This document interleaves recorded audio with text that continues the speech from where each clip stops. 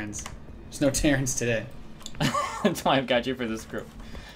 Coming in, alright, let's do this. Coming in the bottom right corner, we have, from Team Startail, Life, the red Zerg.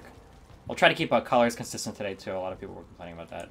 Spawning in at the top left, we have, from Team Liquid, HerO. Alright.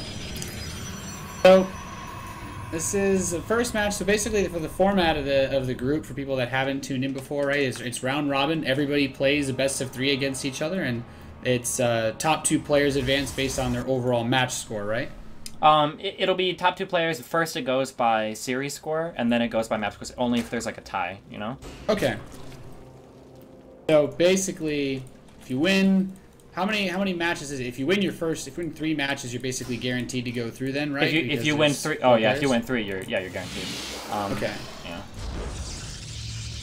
But there's a possibility that it could end up being like a little bit weird with some 2-2 setups if the yeah, then we have to start comparing map scores, and then you compare like who beat who and whatnot.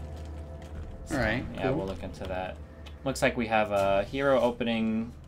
I guess nothing completely out of the ordinary. Is it common to see Protosses just not wall off if they do that gateway first opener?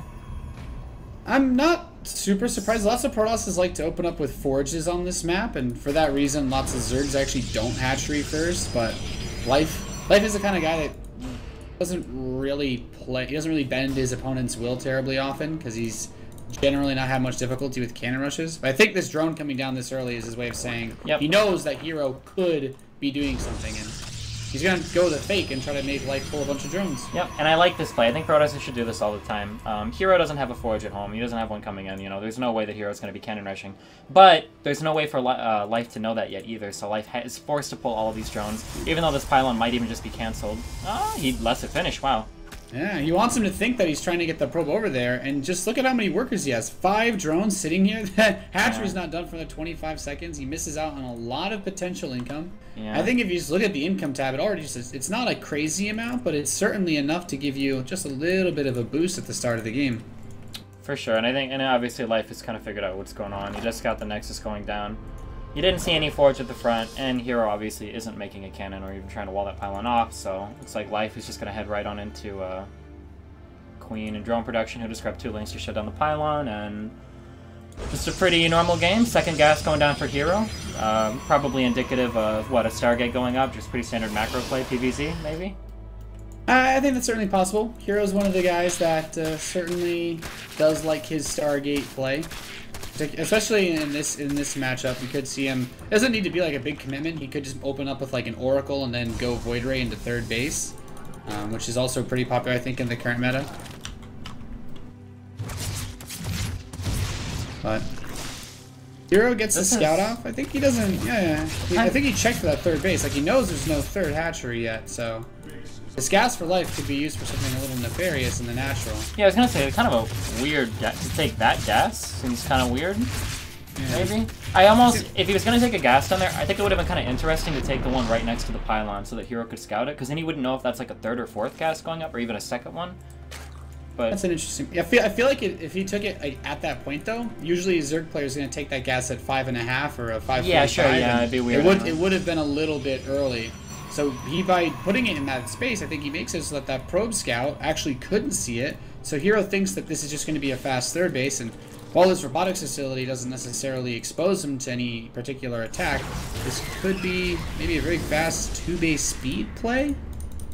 Possibly, yeah. And he's going to take the 3rd hatchery, but he will have a very fast Zergling speed, which is, I guess, that Life in general always seems to like in every matchup. But if HerO doesn't know about it and he moves out onto the map, things could get ugly, especially because Overlord knows that there's no wall for HerO.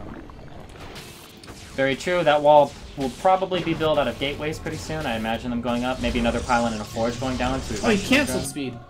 Oh, he did? Wow, yeah, that's for a lair. Okay, lair and roach warren. So I guess he says, well, there's probably not really anything that can be done here. I think it's because he saw the robotics facility.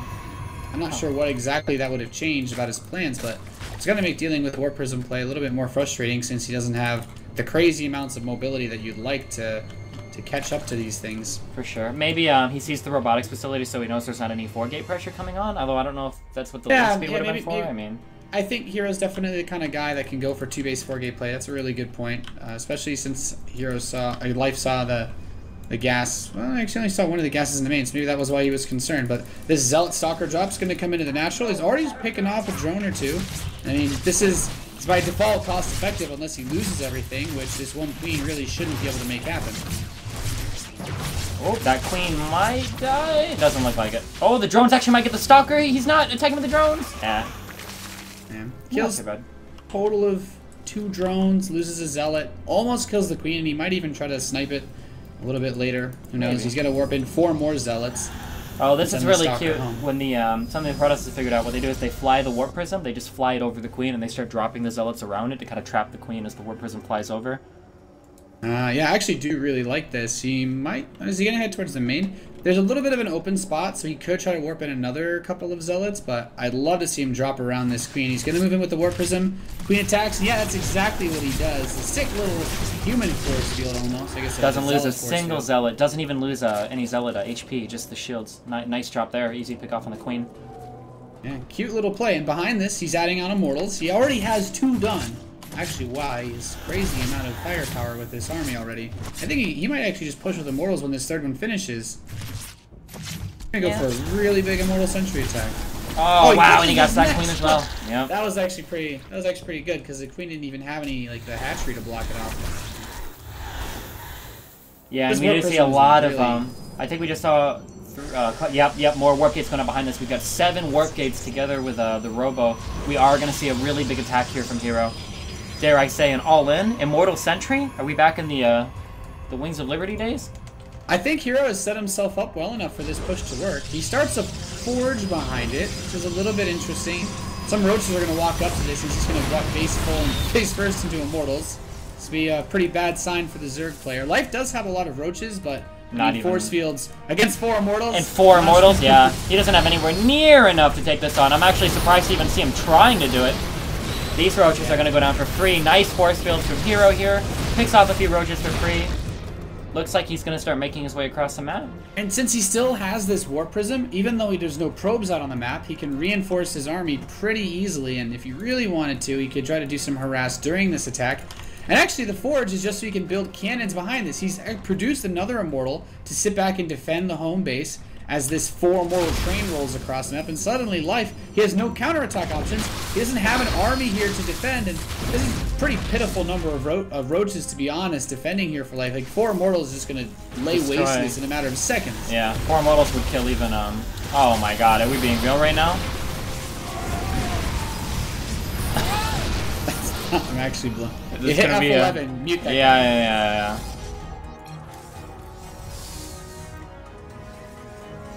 It happens. Every day. At least once a day, right? At least HerO held off on the attacks, so we fixed that. Yep, it looks like it was able to push everything back there. Life's gonna try to set up a roach flank, but I mean, there's oh my god, and another round of sentries. There's 12 sentries here for HerO. Is he actually gonna pull back? No. Maybe, no. Oh, voice fields were really late there. Yeah, he does get pretty close, but I think with 4 Immortals, there's still so much firepower, you don't want to fight this head-to-head, and he does have access to a recall if he needs to escape. Oh my god. I think, it's a bit unfortunate timing for this to happen to Projoka, as... but man, I have to say, the situation of this game right now, like, even though he's pure roaches, he's already pulled off drones to help defend against this. All the drones in the 3rd base were pulled off to hold against this attack. And worst comes to worst, even if he does get on top of the sentries and Immortals, he has the recall from his mothership core, so he can always bounce back to his home base and just take that extra Immortal that he built and go for a follow-up attack. Yeah, I probably shouldn't say this. This is something that I'll definitely change for the quarterfinals. I kind of wonder how much, those force fields that HerO dropped are pretty late for those roaches. I wonder how much is impacting that both of these players have to play in North America. Yeah, it can be. I wonder if the latency, I wonder if the latency there, if he would have had better force fields to keep the roaches back. I don't think he lost very much. I still see at least 8 sentries alive. I mean, losing 4 would be bad, but looks like HerO's paused the game. Just wants to make sure everything's okay, but this army actually has 5 Immortals with it. So, unless he can get a full surround on this, And I'm like looking at the sentry energy, and there's only I think there's only like one or two sentries that have a yeah. There's only one force field. Yeah, I see one force field. Yeah. So this would be really tricky for him to continue to make work. But if he drops like another time warp, then he's fully committed with this. He's pretty much all in. Not to say that he wasn't before, but he can't go back and reinforce.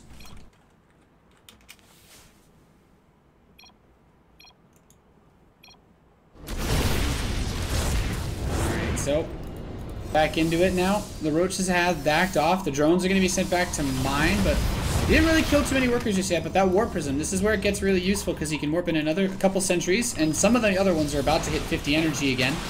So as HerO steps up, it's still just roaches. The roaches do have the speed upgrade, but they don't have any other upgrades.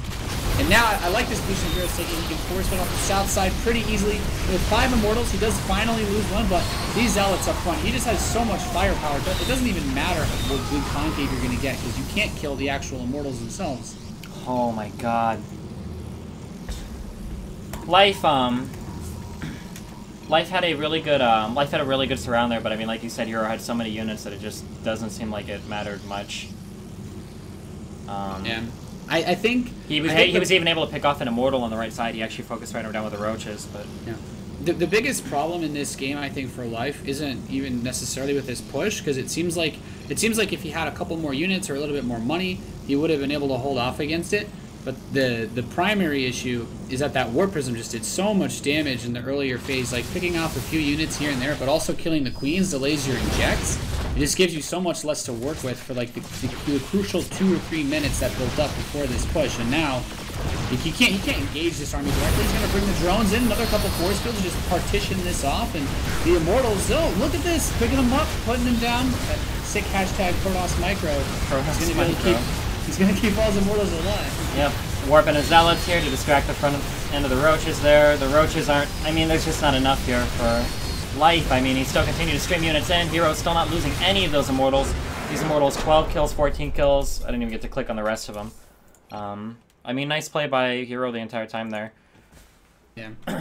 HerO's opening just set himself up really well, because Life had like a slightly indecisive start to the game when he took like that gas a little bit faster than a lot of Zergs typically do, but then he also, with the very fast, like that speed that he canceled, like he didn't have the fastest access he could have to his other options, and having the queens picked off by the 4 zealot drop also did a lot of damage, because it's not like this type of immortal sentry push really has a follow-up other than, you know, building 2 more immortals and throwing one last punch generally in this matchup. Yeah, pretty much. And I mean, it's you either do enough damage to kill the Zerg. Like if you kill the 3rd, you're probably just going to keep warping in units and you'll finish the Zerg off. And if you don't kill the 3rd and the Zerg holds, and you're, I mean, you can take a 3rd, but I mean, like you said, I mean, you have no upgrades, you've got no attack besides like, you know, your immortals, and yeah. So I mean, but well played by HerO. I mean, he did enough damage with the initial warp prism and everything, so that is going to put HerO up 1-0 over Life. Yeah. And I think a lot of people like Life based on, you know, like obviously Life's been playing really well this year, but honestly his results have kind of fallen off too. He has a better win rate, a better like rating for this year, but I'm trying to look at some of the more recent results that these guys have, and I think Life had what he did. He won DreamHack Bucharest over Axiom's Impact, I think it was. But aside from that, there's nothing that really springs to mind. Oh, he also won the Bay Strait TV, the big one tournament as well, which did have some pretty good Koreans in it. I think we need to verify that everybody here is actually there. That the guy that got in that gaming live guy, he name changed to what the Russian caster's name is. Holy Jesus. So now I don't even know who's like the real caster. This is like some Inception shit. Yeah, there's a really easy way to tell. Just try to message one of them, because you're gonna have the other guy blocked. Yeah.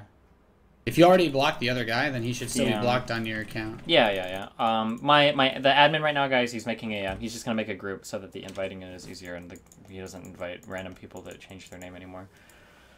I don't know. Coming from game 1, I'm not sure they did the map vetoes in Korean, so I can't read any of the vetoes. Oh no, wait. Oh yeah, he did type it out in English. Did he type out the maps they chose? He typed out the maps that were vetoed. They vetoed Merry-Go-Round, Foxtrot, Deadwing, and Nimbus. So maybe we'll see Overgrowth next, or I mean, it's Life's choice.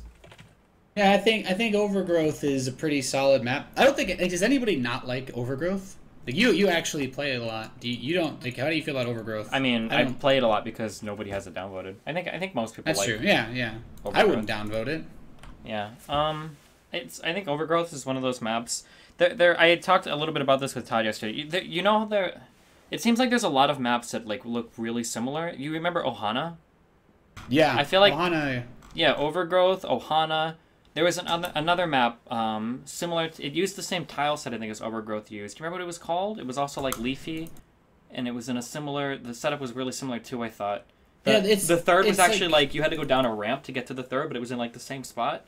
Yeah, Heart of the Swarm maps, like they all have like they kind of look different. I think still a little bit anyway, because when Ohana was made, it has. I think you're right. It uses some of the same assets, but like Overgrowth is like a weird hybrid one, because Heart of this because like halfway through Heart of the Swarm that they added the ability to use 2 different tile sets on the same map. Oh, cool. Because Overgrowth looks like it uses some.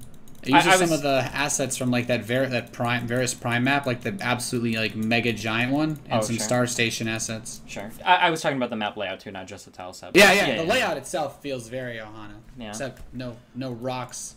You're natural. That map was like the all-in map heaven. I remember especially playing Terran on that map versus Protoss.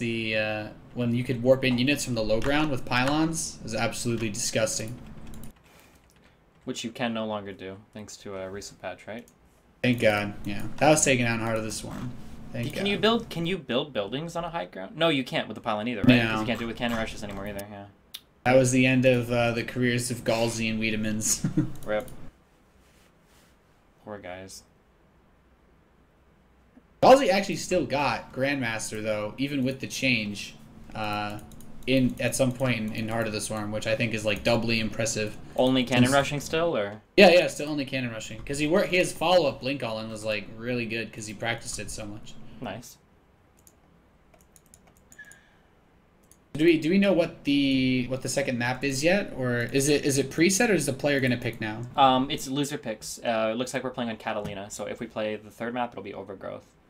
Okay. Are you in here right now? I just joined off of you. Okay.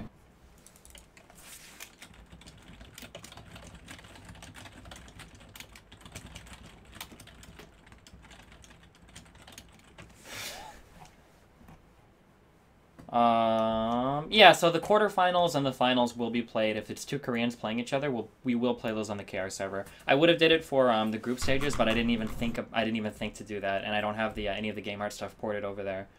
But wow, really? Yeah.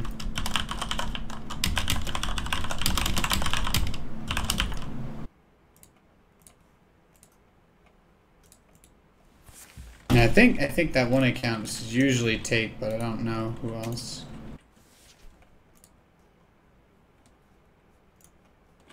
Pretty sick. Can we in like our like outside of StarCraft chat group just give a different channel and meet there for like the casters? Oh man. If all the non-English casters have access to this? Yeah, let's do it. Hold on. Oh wow, somebody made me like a really cool score screen, so I'm gonna cut to that. So I can't use Skype while we are Yeah. Oh yeah, we don't want to do that. Yeah. Well, but that's okay. I can cut to the group screen. All right, so we just saw HerO take a 1-0 lead over Life.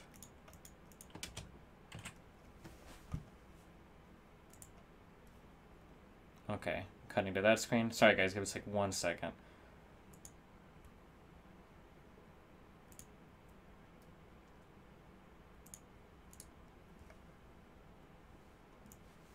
Alright, you saw the new channel? As someone who is blind, I do not believe I've seen it. He put it in the Skype chat. I don't think I'm actually in the caster Skype chat. No, the actual one? Oh, okay. Okay.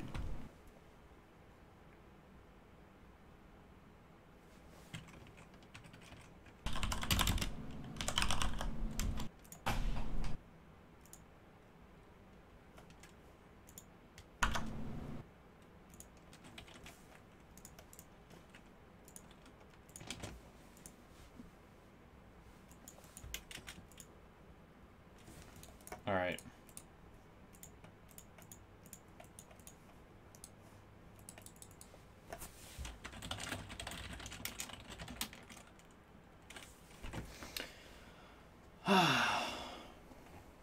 Oh boy. We're having lots of fun here. I don't know. This is Wait. Okay. If Take said that the caster, if the other cast is Take, then I think we're good. What if the guy is what if the guy's working with Take?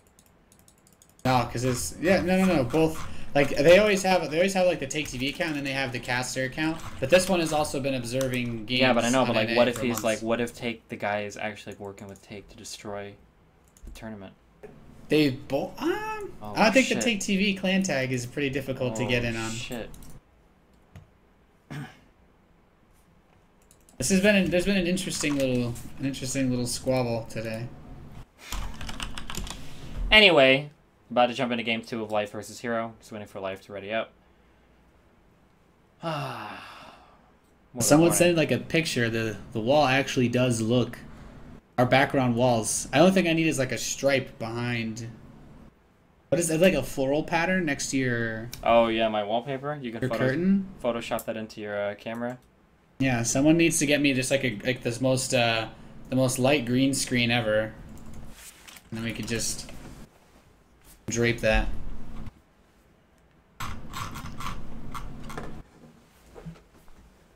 All right. All right, indeed.